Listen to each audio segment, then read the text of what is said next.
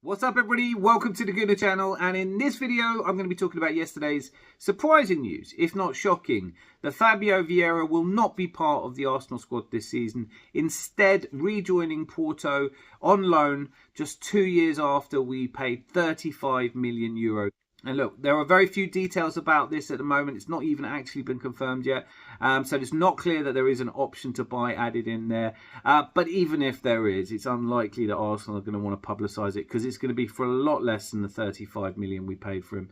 And Fabio, and that 35 million, by the way, it's worth remembering, makes him, alongside Martin Odegaard and Alexander Zinchenko, the 15th most expensive player ever to come to Arsenal. Now, it's just a loan, but the reality is, as I think we all know, when this Arsenal management loan players out, they don't come back. Whether it's Hector Bellerin or Ainsley Maitland-Niles, Nicola Pepe, Guendouzi, Balogun, Tavares, Sambi Lokonga.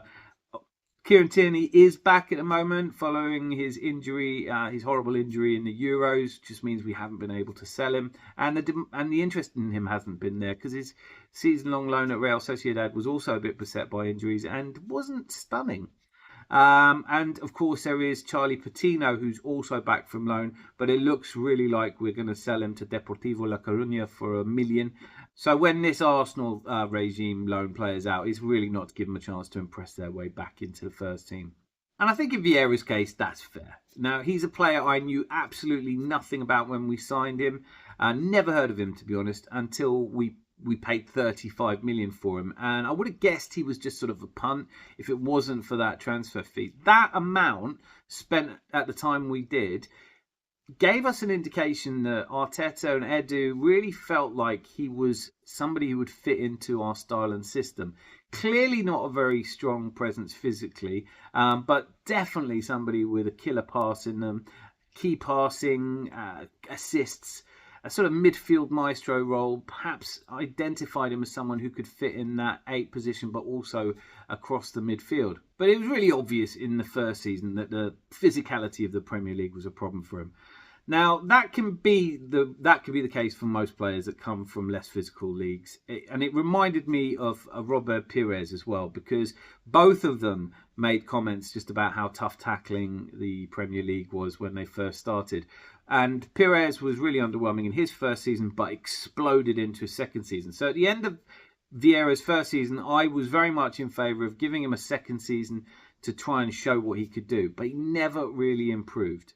The fact that he's played 33 league games for Arsenal in those 2 seasons, scored just 2 goals and had 4 assists, gives you an indication of just how ineffective he was. Now, I know that he didn't get many starts. In the first season, he played 22 games. I think it was about 3 starts in there. But by the end of last season, it had become more than obvious that Mikel Arteta did not see him as that solution in the middle of the pitch. And whenever he did try him out on the right, as he did pretty consistently in the pre-season, it just didn't work. And so we have, I think, made the right decision to clear the decks. With Fabio Viera, there was no real improvement in the second season. There was a slight improvement, but his game time was more limited last season, as it became obvious to everybody that Mikel Arteta had kind of given up on hoping that he was going to fit into that 8 position. He didn't really acquit himself particularly well outside on the right, which we saw through the pre-season. He wasn't bad, but he wasn't the answer there. And a lot of that seemed to come down to his physicality not improving, but it also, for me, was his work rate. He was a player that, as Arsenal fans, what we're looking for at the very minimum is somebody who leaves it all out there. And I don't think you could say that about Fabio Viera. Apart from that, he also didn't seem to have integrated into the team that well either, although he is said to have struck up a really close friendship with Gabriel Martinelli. And Martinelli is another player that has something to prove this season. I hope this doesn't affect his mood. I hope this isn't a sign of things to come. But what it definitely looks like, and what Arteta has said in his press conference yesterday, was that there is a need to clear the decks in that middle of the pitch. We sold Emil Smith-Rowe earlier in the transfer window, and I was gutted about it. But actually, when you look at the stats, Viera and Emil Smith-Rowe had very similar seasons. Of course, selling Emil Smith-Rowe has been a huge financial boon for us, and Fabio Viera probably represents the opposite. Although his £80,000 a week salary, presumably Porto are paying the lion's share of that, or why not just keep him in the squad? So, having cleared the decks now, we have a squad where Ethan Nwaneri or Mikel Merino, who you may have heard is joining Arsenal. It's been dragging on so long, but and this is one of the most frustrating transfers ever, because he's not that exciting. We really don't know if he's going to be that transformative. I think last season we can all agree that we didn't really find the natural replacement for Granit Xhaka. And that's never going to be easy to do, because we're talking about Granit Xhaka's last season with us was his best season. And he did really play well. He was integral in that suddenly bursting onto the title challenge. Kai Havertz didn't really work there. We probably would have played Declan Rice more there if Partey hadn't been injured all season.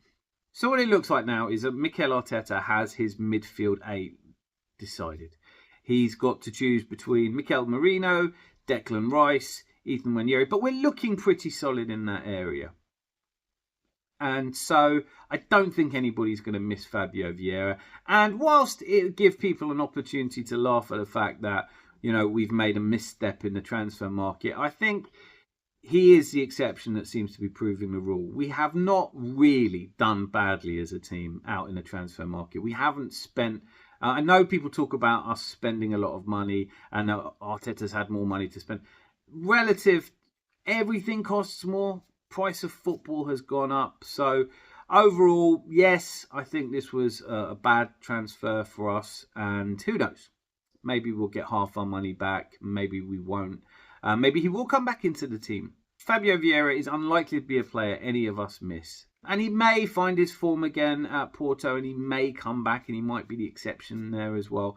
But the reality is Fabio Viera was one that didn't work out. And Mikel Merino might yet be that. Calafiori might be that. Jacob Kivior, you could think, was that. Maybe Tomiyasu because of his injuries. Transfers are really difficult to do. At the moment, I feel like we're taking a really cautious approach.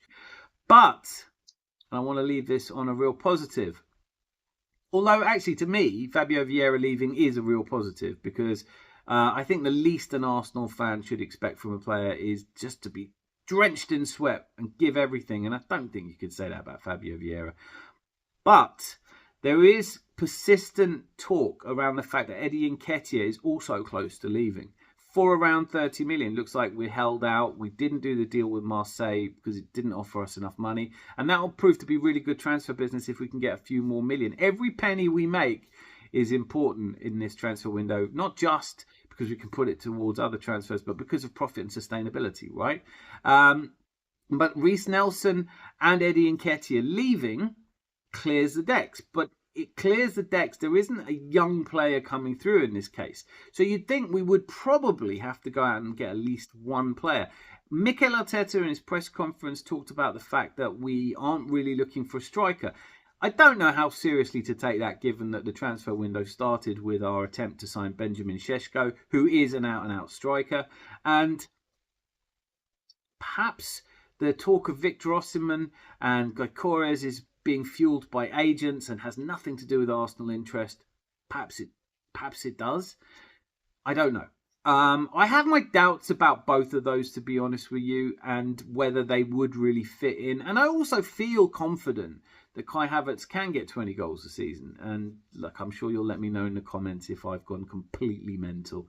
But if we lose Reiss Nelson, who I think looked good in the pre-season, and who's frustrating because at his best, he is that electrifying wing player that we could definitely do with having on the bench to bring on.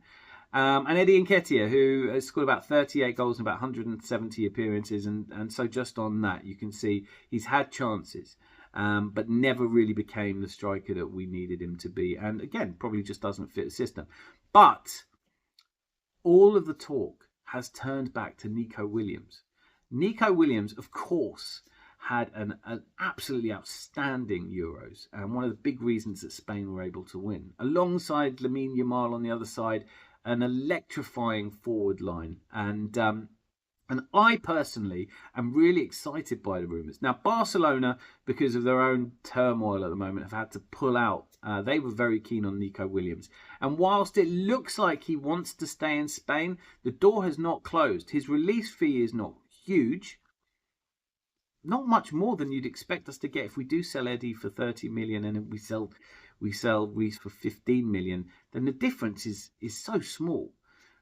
But I want to know from you, how do you feel about Nico Williams? Do you think there's any truth in it? Is it just another one of those transfer rumours? Do you think that we are looking to bring in anyone else? And if we are looking to bring in someone else, why is it taking us so long? Are we playing hardball? Is there some? Are we doing some clever transfers? One of the best explanations for it I saw was that, look, we're not like we were in other seasons where we need to bring players in, but much as I'm pleased with the signings of Calafiori and Merino, these are players I don't think in of themselves are transformative. Calafiori, I think, is a project player.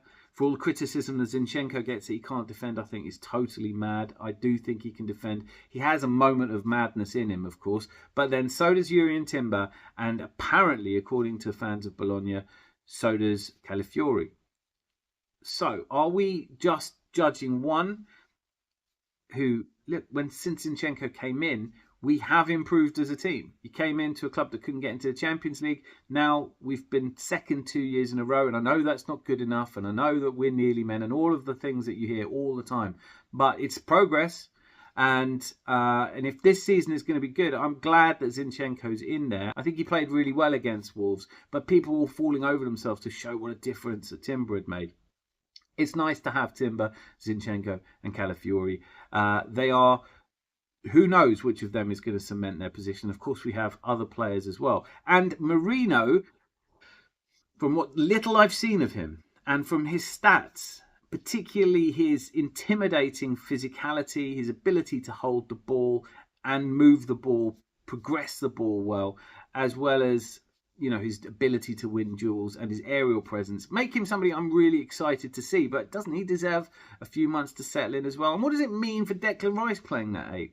We have options, but neither of those two players are the kinds of players that you think are going to really put the cat among the pigeons. We need a player to come in that other teams are a little bit unsure of. The way that Pep does it with Savinho this season and Doku last season, just someone to mix it up a little bit and be an unpredictable presence. And also something for the fans, because the way we lined up against Wolves was the way we lined up all last season. And it's great, but it didn't quite work last season. It might this season. A year older, more experienced. Man City might be a little more tired, a little less. Although saying that, them signing Gundogan is frustrating, isn't it? He's going to improve them. Another sign that Barcelona are in a bit of a mess. But if we could go out and get Nico Williams, I think he's the player to do it.